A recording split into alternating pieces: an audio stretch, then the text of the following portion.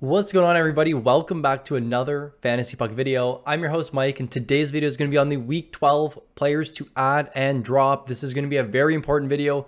This isn't streamers. These are just players I think you should add permanently to your roster based on a variety of factors, or players that you should be dropping that you currently own on your team. Chris will be coming out with these streamers video by Thursday or Friday, so look forward to that. Now, let me know in the comment section below what your record is going into the little fantasy Christmas break. I've been doing pretty well across all my leagues, at least in a playoff spot and top 3 in a few leagues. Make sure you guys join the Discord. I'll leave a link in the description below. Lots and lots of people are joining and are very, very active in there asking us questions where we can give you direct and quick answers. Leave a like on this video, guys. Let's go for 150 likes. You guys have been crushing the support recently. And for those looking to make money playing fantasy hockey, head over to PrizePick. They are a sponsor on this video. Use code PUCK and receive a 100% deposit match up to $100. Without further ado, let's jump into the Week 12 players to add and drop video. What are the odds I can do this entire list in one take? I think very low, but I'm going to do my best here. So I have a list of players here that I think are very, very good players to add currently on your roster. Jack Roslovic and Kent Johnson kind of go hand in hand with the news that Boone Jenner will be out at least 4 weeks with surgery on a fractured thumb. So Roslovic jumps up to the center 2 role and power play 1 role, while Kent Johnson has now moved up to the line 1 power play 1 role. He is centering Gaudreau and Laine, so a very, very good opportunity for a young rookie who has goals in back-to-back games. Both guys are going to be playing 20 plus minutes per night. They love to roll their top 6 over in Columbus. I mean, they are a very poor defensive team and they're going to spend a lot of time in their defensive zone, but still, these are good opportunities for guys at just 6 and 7% owned, especially Kent Johnson, who is likely to get a center designation fairly soon, and he will have triple eligibility like Evan Rodriguez you see on the screen here. But the power play 1 time is very, very worth owning at 7%, and just the opportunity playing with Laine and Gaudreau, who have actually been fairly good offensively this season.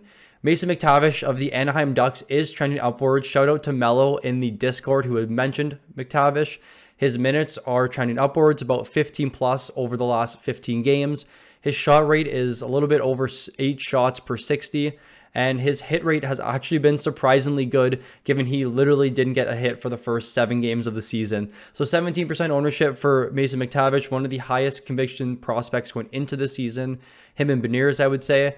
You know, the Ducks, again, another poor team, and I'm not just trying to recommend guys that are on bad teams, but the opportunity is there for McTavish. He's starting to get some good power play time, some time in the top 6. I like McTavish quite a bit in those deeper leagues. Evan Rodriguez finally back from injury. Triple eligibility here, center, left wing, and right wing. He's not getting power play 1 time, which is kind of surprising given he was actually playing some power play 1 when they were healthy. But he is playing on the second line as the centerman, and he is on power play 2. But his shot rate's been great, 11 shots since returning. He played 23 minutes in that overtime game. He's been very, very solid since returning. I love his shot rate. I love his upside. This team's injured. Some guys are going to have to step up and score. They're still a very good offensive team. So I like Evan Rodriguez here at just 11% ownership over on Yahoo. JT Compher. I want you guys to guess over the last 10 games what JT Compher's average time on ice is. No, not 21 minutes, 24 minutes. It is absolutely insane to see how much this guy is playing right now. But again, they just don't have any healthy bodies, and someone's going to have to step up. So in that recent overtime game against the Islanders, they had 92 shot attempts, and JT Compher played 28 minutes, almost 29 minutes as a forward, which is stats you don't see in regular season at all. Center and right wing eligible, just 23% owned. He doesn't really have good peripherals at all, but I just love the opportunity here with him playing top 6 minutes, playing with Mikko Rantanen, who's been exceptional this season, and playing on that team's lethal top power play unit without Nathan MacKinnon. It's still very good. So I am looking at JT Compher in my 12-team leagues.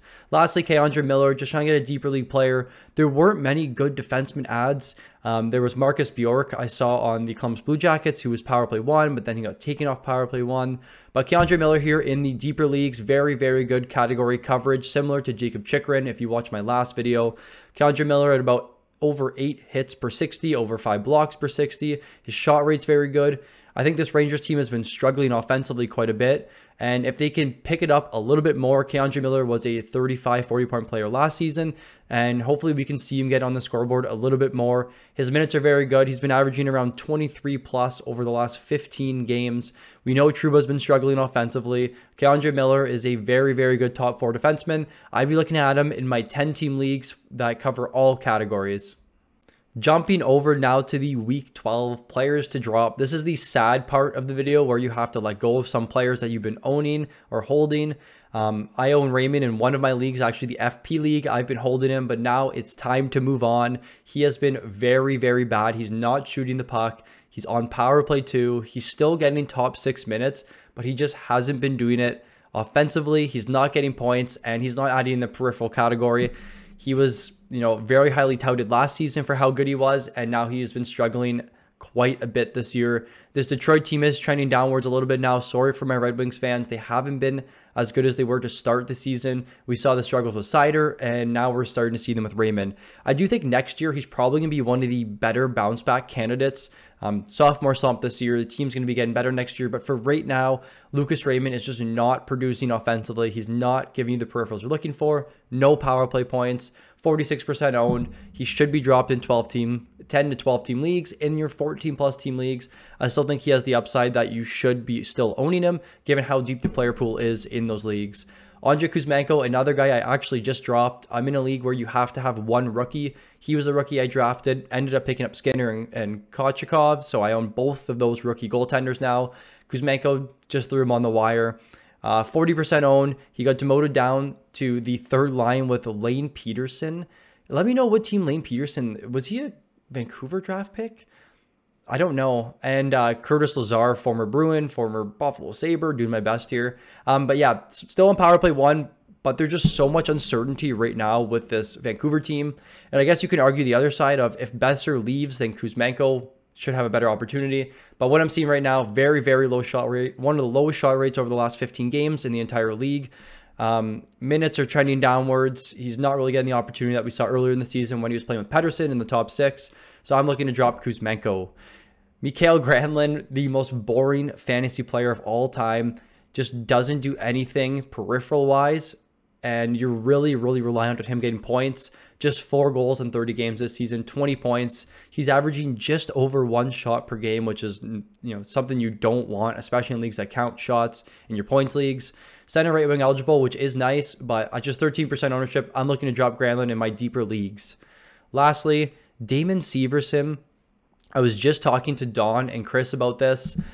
I can't believe how much he's fallen off this season. Last year when Dougie Hamilton got injured, Severson stepped up, was playing big minutes, playing that top power play unit. He was really, really good. I went and looked at his stats. He's averaging just over 1 shot per game, 1 hit per game, 1 block per game, and half a hit per game. So he's literally doing nothing offensively, just 6 points this season, 32 games. I'm looking to drop Damon Severson in my deeper leagues. He's just not doing it for me in the categories. And for your deeper leagues, when you have defensemen that aren't on power play 1 or aren't playing 22 plus minutes, you want them to be covering those categories, and he's just not doing it.